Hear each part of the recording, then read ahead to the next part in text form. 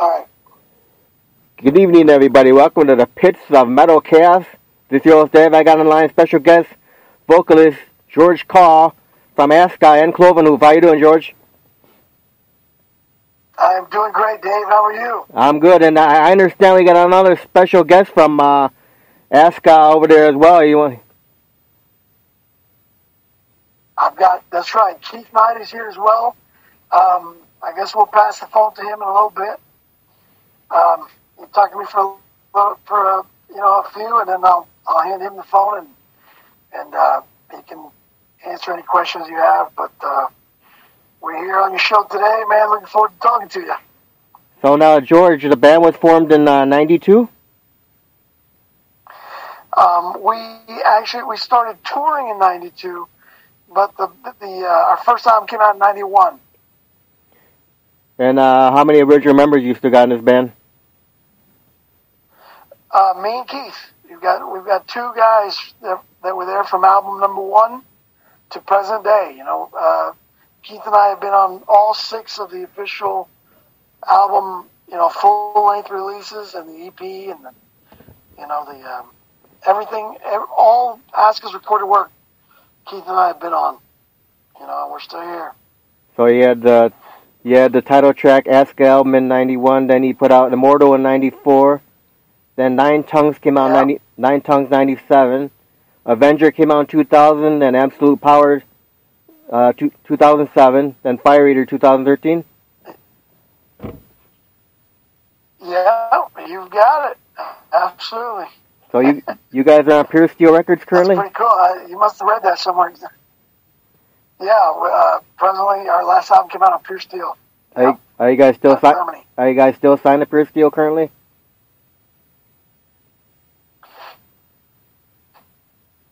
Yeah. In fact, I believe that they're gonna re-release the first 2 albums on vinyl. Via a licensing deal that we're working on with them and stuff, and we've discussed. So, but yeah, absolutely. I mean, I'm really tight with the guys at Pure Steel. Andreas, he's a brother, man. He's a true brother of metal. Marcus, great guys. Volker, all the guys there. I mean, they're just great guys. So now, are you guys recording any new material for an upcoming album?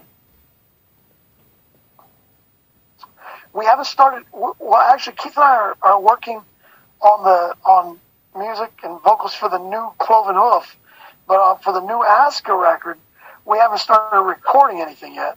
But we do have some songs that are, songs and song ideas in the can that hopefully we'll be laying down on tape, so to speak, soon.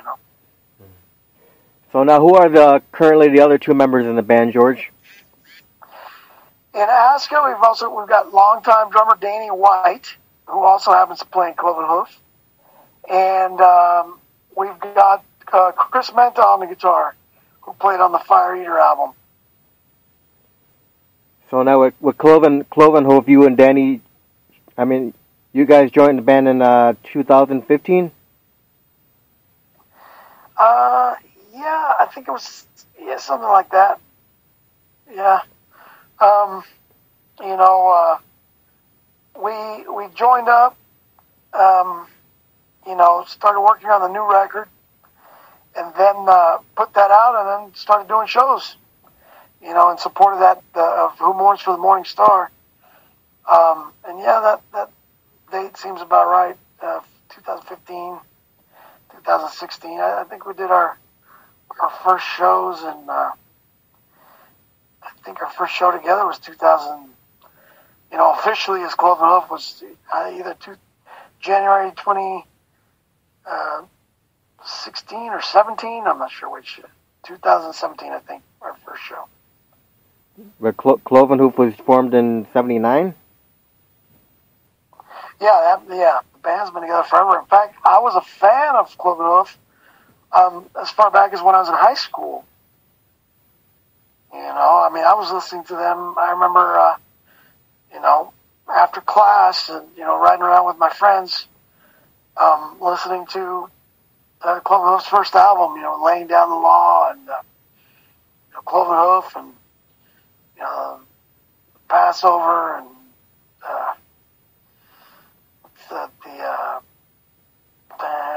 they Cracked the Whip, this killer album, So I was an early adopter, right off the bat, first album. I was a Cloven Hoof fan, and just to be singing for the band all these years later is like, it's really cool, Yeah, so how did you get into this legendary new wave of British heavy metal band?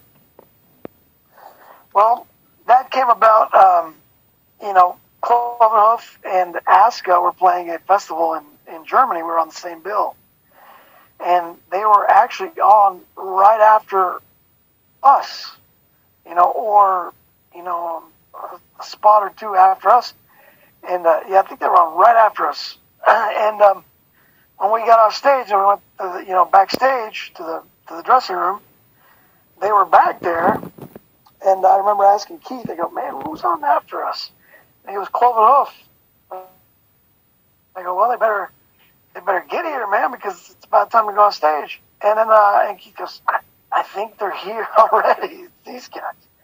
And when I turned around and I saw Lee, I go, oh my God, that's him. That is them, that's Lee Payne. And so, I immediately started talking to him. I told him what a huge fan I was, and that I had brought some albums for them to sign, and which he graciously did. And that was the start of the friendship, Now, the following year, Aska was going back to Europe. We had a different festival we were playing in Germany, and Cloven Hoof again was on the bill. And I remember Lee had contacted, we'd kept in touch, and he knew we were playing the bill, and he contacted me and said, hey, would you mind learning a couple songs and come on stage with us and do a couple numbers with us? And so Danny White, Aska's drummer, myself, and Daryl Norton, who was Aska's guitar player at the time, we learned a few songs and went on stage and performed them with Cloven Hoof at the Sword Brothers Festival. And so that was our first time on stage together, and we kind of figured out that, hey, this really gels. This is cool. And at that point, I think it was a few months or a few weeks after that, Lee had said, hey, we've talked about working together. Now let's put our money where our mouth is. How'd you like to record the new, be on the new Cloven Hoof album? I guess they'd had a falling out, with Russ North, and so I was like, yeah, man, for sure. And we took it from there and recorded that killer, Morning Star album that was released almost a year ago today. Or I think it was a year ago. I think it came out April 20th or so, April 21st last year. So just a little bit over, just a few days over a year ago. And now we're actually working on a new one. Now with the Who Mourns for the Morning Star album, did Keith Knight have anything to do with the production for that one? He absolutely did. Keith Knight, he engineered and recorded my vocals, via his Knight recording studio. And, unfortunately, when the record went to the printers, the High Roller, he was left off of the credits. I mean, he made it on there in the special thanks, but he should have got an engineering and recording credit, because he was, 100% responsible for, the recording of all of my vocals, which were done with Keith. So, hopefully, we're going to rectify that when the new record comes out, and then give him his proper credit there for doing this one as well. Now, did you do any writing for that album? Oh, for sure. Lee, he comes up with the primary tracks, and most all the music and everything, and then when I get it, I do, I change melodies or do additional melodies or embellish upon what he sent me, and oftentimes, add and contribute and or change lyrics, etc., and whatnot. And it's a combination that seems to work, and it's also how we're doing the new record, just as well. So now the song "Time to Burn," what's that one about? That song is about the song is basically about the I guess the biblical apocalypse, Armageddon, maybe. There comes a point where everything, is swept away. The lamb is devoured. The good and the great are all. If you a simple read through the lyrics, it's kind of self-explanatory. It's that that period in the Christian Bible where they discuss the what's that called, when everybody disappears, the rapture, I guess. Right, the rapture. And the end days, the final days. So that's what's basically dealing with, Yeah, Revelation. Those satanic themes. Basically Revelation. Yeah. Those biblical, God, Satan struggle that Cloverhoof is so well known for covering. So how about we take a break and spin that song right now? Yeah, that would be great. All right. Here's "Time to Burn" by Cloverhoof. Hope you people enjoy it.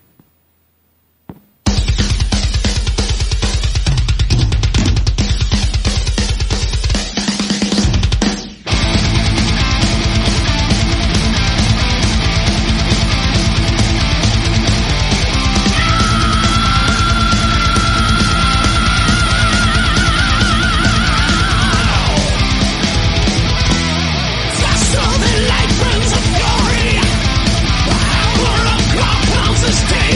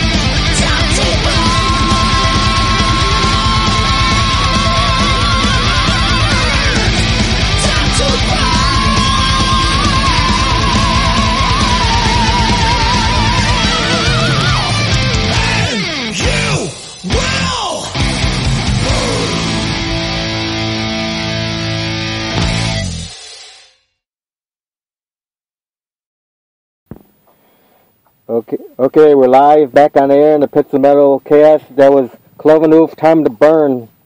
Great fucking song, George. Thank you, brother. Thank you. I sure appreciate it. So now, with both bands, you got some upcoming shows coming up. You want to talk about the shows coming up with both bands?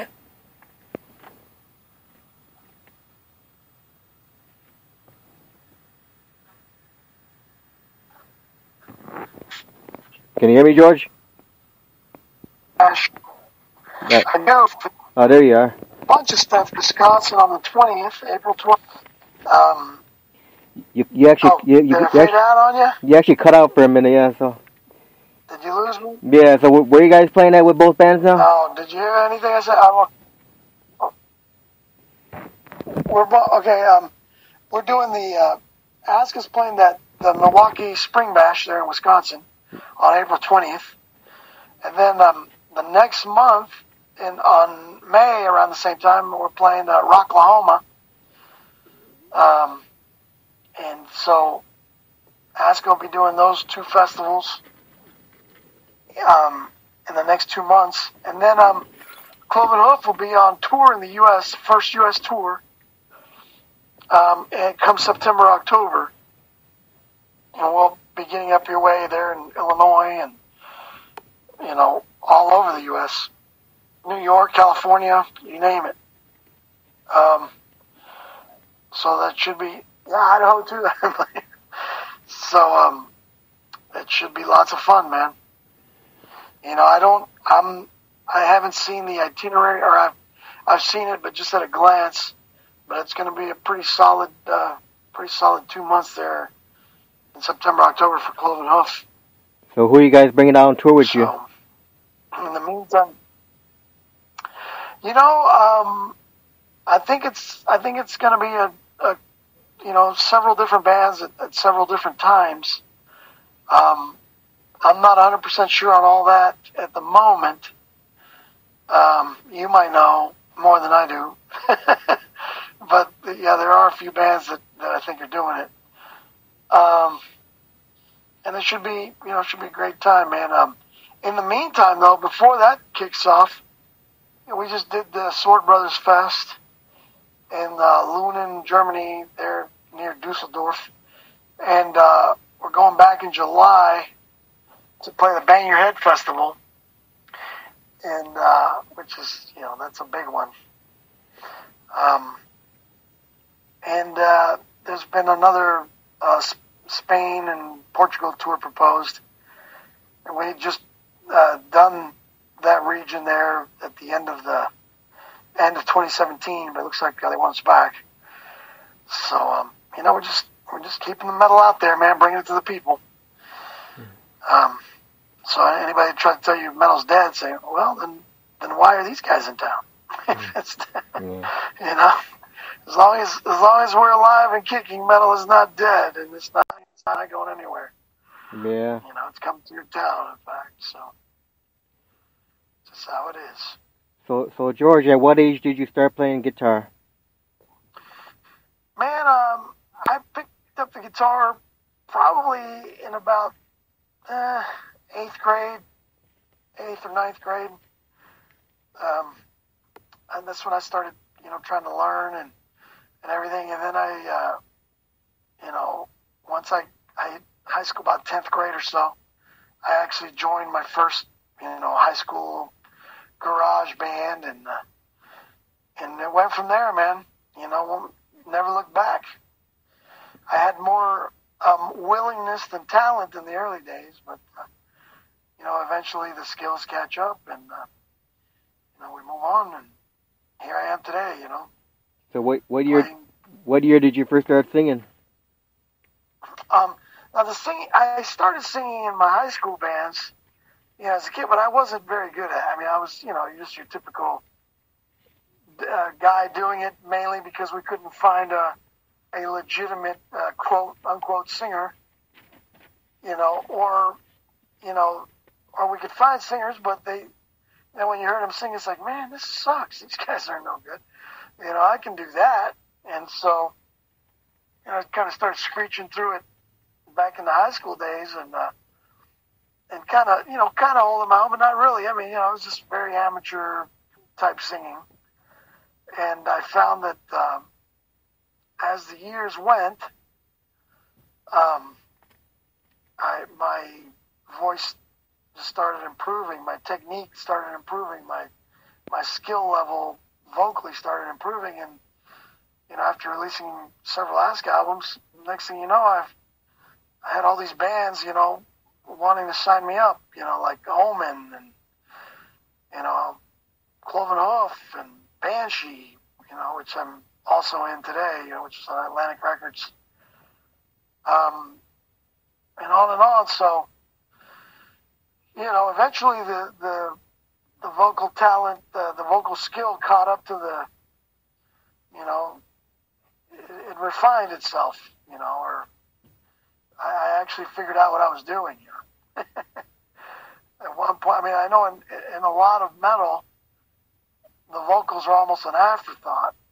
In a lot of the heavier stuff, like the black metal and the speed metal, a lot of those type acts. But I was more from the, Judas Priest, Black Sabbath school where vocals mattered, And, man, the music, I liked it heavy, but I also liked it melodic with singers that could actually sing as opposed to just scream and growl and screech or whatever. Right. And so what do you think about the new Judas Priest album, Firepower? Man, I am beyond ecstatic with that record. It is the coolest thing they've done since Painkiller, without question.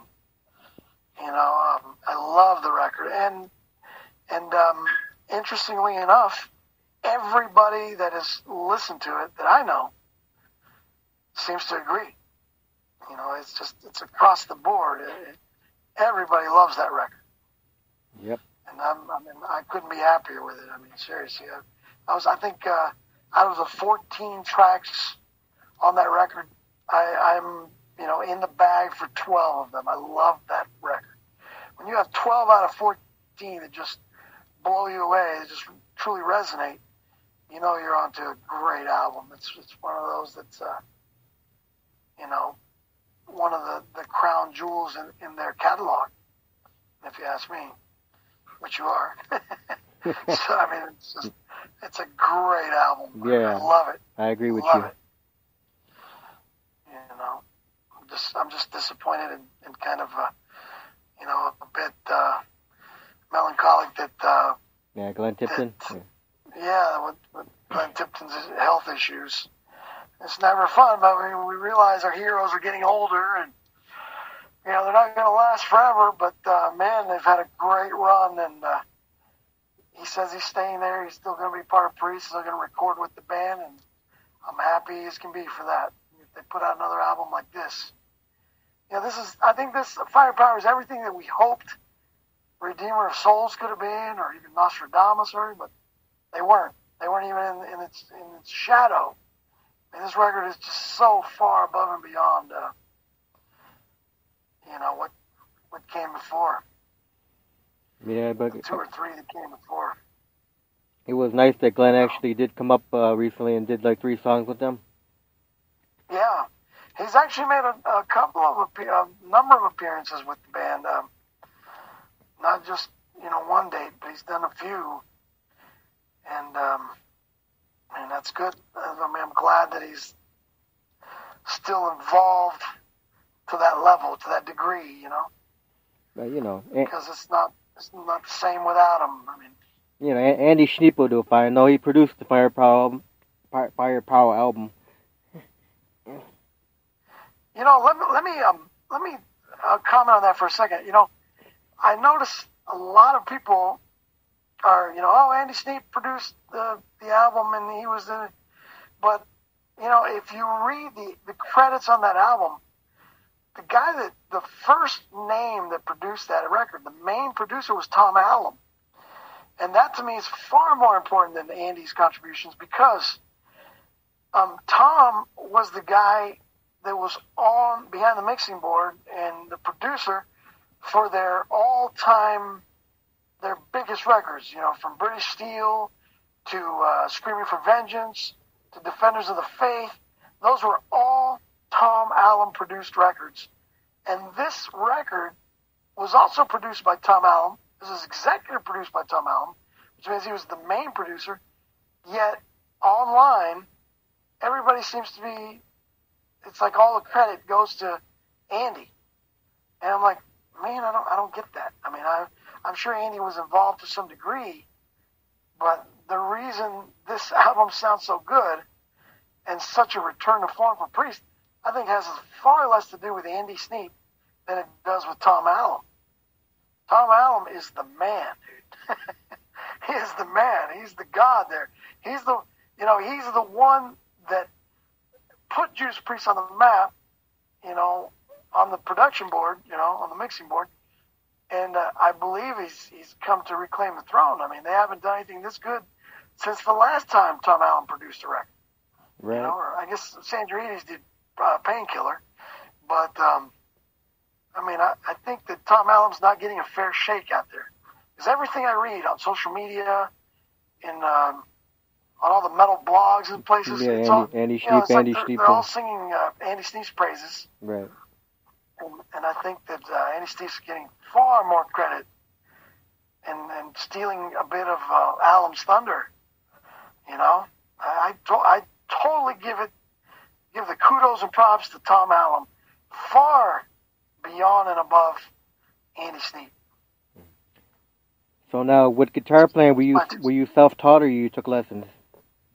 No, I'm completely self-taught, man. I never took a lesson. I remember asking my uncle, say, hey, how do you play this? And he said, he showed me Smoke on the Water.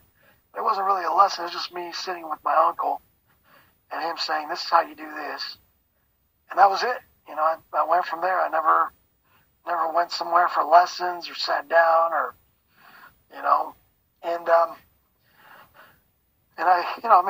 I think that all the best things in life, if you're into something, you're a self-starter. You just got to do it. Lessons or not. Think about this. Like a lot of people, they go to college, right? I want to study philosophy. They go to college to study philosophy. And who do they study? The ancient philosophers, right? Yeah. Plato, Socrates, all these guys. And none of those guys, have a degree in philosophy. None of those guys were studied. None of those guys learned or took lessons in philosophy. They just knew. They were just, they were thinkers above and beyond their time, that thought and contemplated on the world and all aspects of it. And so the people today in modern times, they have to study and get a degree to learn about guys that just did it on their own. Those guys didn't go to a university or a college or, were educated somewhere. They were just above and beyond, Yeah. It's almost ironic if you think about it. Yeah. That people have to go to, think about it. When you listen to some of the metal bands you love, they didn't go to school for that, did they? Or they didn't get lessons for that. They were just good, Some people are just naturals, or or just driven to greatness, or to produce, and others are, let me get some lessons. They spend a year or two taking lessons and do absolutely nothing, nothing with it. Right. I can tell you some amazing players. I've seen some phenomenal players, guys that can sit down and play note for note Eddie Van Halen and all this kind of stuff, and they've done absolutely nothing with their talent or skill. Zero. So I'm not knocking lessons by any stretch of the imagination. But I am certainly pointing that out, that it's the irony, of some people, taking lessons and everything, and then someone else like me, just a kid in my bedroom, right?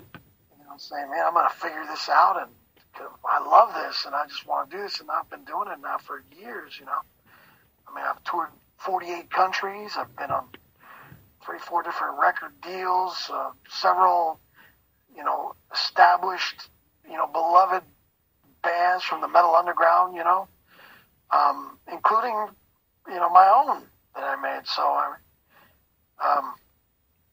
You know, people should never let obstacles or things ever impede them from doing what they want to do. You know? Right. So let me talk to Mr. Knight. Right on, here is Mr. Knight for you. Here you go. Hey, Dave. Hey, Keith, how are you? Pretty good. What's going on? Not much. So, Keith, when did you start playing your instrument? That's a good question. Started on guitar, like most guys. I was probably 10, 12, somewhere in there. And then advanced on to, well, actually I started playing acoustic guitar, and I was probably 3rd or 4th grade. Kind of dropped it for a while, picked up electric for a while, and then picked up a bass at a buddy's house one day and said, this is cool, I need to get one of these. And it kind of went from there. And I was probably in 7th, 8th grade, somewhere around there. So were you self-taught or you took lessons? Yeah, mostly self-taught. You know, for a while there I was, I could read tab a little bit, but it was, I didn't, barely, I just listened to everything and learned stuff that way and just practice on my own. So prior to ASCAL, how many bands have you been in?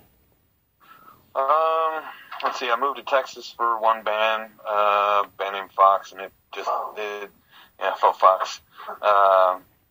It flopped pretty quick, but I just like the area. I like, two big cities right next to each other.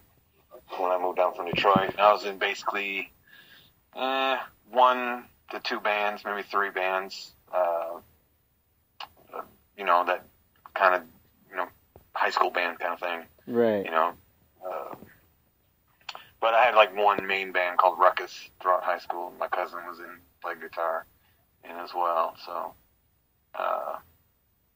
we're kind of like local known as far as, high school area that I grew up in. Right. But, never really amounted to anything. Carnivals and stuff like that. Usually we played at in gymnasiums, that kind of stuff. A few VFWs, couple clubs in Detroit.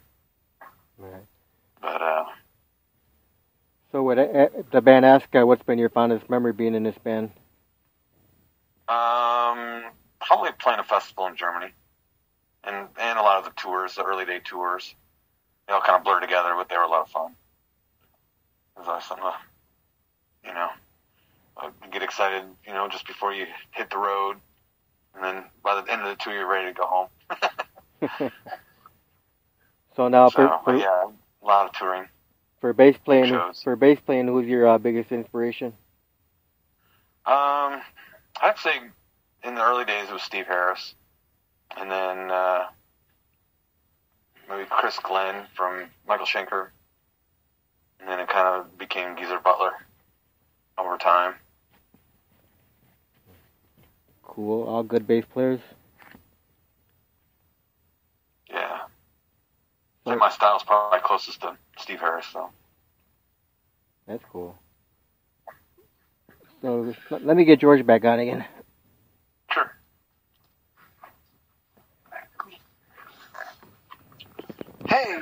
Hey, George. So George, I want to ask you about the song "Dead Again." What was that song about? Dead Again was about a guy that I guess his girl or his significant other leaves him, and he decides to, he can't handle that, so he kills her. Okay. He kills the girl, and but then he, faced with what he's done, he goes to this witch, this old crone, and gets him a spell, that basically reincarnates her, brings her back to life, right? And so she comes to life at night. She returns from the dead, basically. And then, but when the sun comes up, she returns to her dead state, her corpse state, and so it's just, one of those one of those fantasy things that could be a film. You know, a lot of the songs I write could be movies. You know, they're like mini movies set to music. That's cool. Very cool. I just have an overactive imagination there. It's like, okay, you know, instead of boy loves girl, this boy kills girl and then brings her back to life, but you know, there's a glitch, there's a catch in the whole thing, and she dies every night again, or every morning again, she dies again. You know, so she's dead again, you know. Yeah, that's the chorus. That's good for metal music. Yeah, totally. And there's I don't know if you've seen it, but we have a video for that song. Yeah, I watched it. I don't know if you've seen it. Yeah. Yes. That actually featured, the role of the girl was, Chelsea Rathchild. She's a singer from the St. Paul, Minnesota area. She's moved. She's no longer there. I think she's moved down south somewhere, but, you know, she did a great job. And then, the director for that, unfortunately passed away. I think it was late last year. I think, Space Kev, you know, he died, man. But he shot all of those, the videos that we'd done for, well, he shot a few anyway. A couple for the Fire Eater album. He shot 2 of the 4, I think, that we released for that record. That's cool. Yeah, but I mean, it's a shame that he's gone. You know, yeah. He's a good guy. Yeah. Yeah, I'm gonna close out the show with the song "Dead Again" when we're done. Cool. So, Keith, I want to thank you for your time for the interview, both you and Keith. Okay. I appreciate it. It was our pleasure being on your show, man.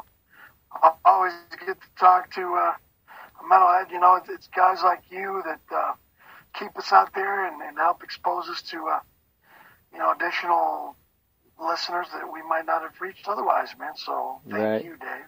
Oh, you're welcome. We'll do another one in the future. I'm looking forward to it, man. I would, totally enjoy it. Any last words for the fans listening in? Yeah, man. Check us out on Facebook. You can go to ASCA DFW. The DFW stands for Dallas Fort Worth. And give us a like, and you know, you can pick up any of the music on Amazon or eBay or anywhere online where they sell good metal music. The latest ASCA record was Fire Eater, and the newest Cloven Hoof is Who Mourns for the Morning Star, you know. And you can also hear 3 of my songs, also, you know, recorded by Keith on the new Emerald album. It's 1 year old now, but it's called Reckoning Day. And you can also hear me on the Banshee's 2012 album, Mindslave.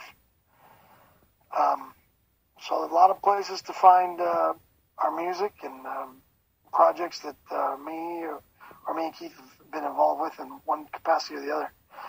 So again, you know, thanks for your time and for talking to us, Dave. And you know, best of luck with the show, man. And hope to see you when we're up in your area there in April. All right, so we're gonna close out the show at Dead Again. Everyone have a good night. Thanks again. So you guys have a good night too. Heavy metal.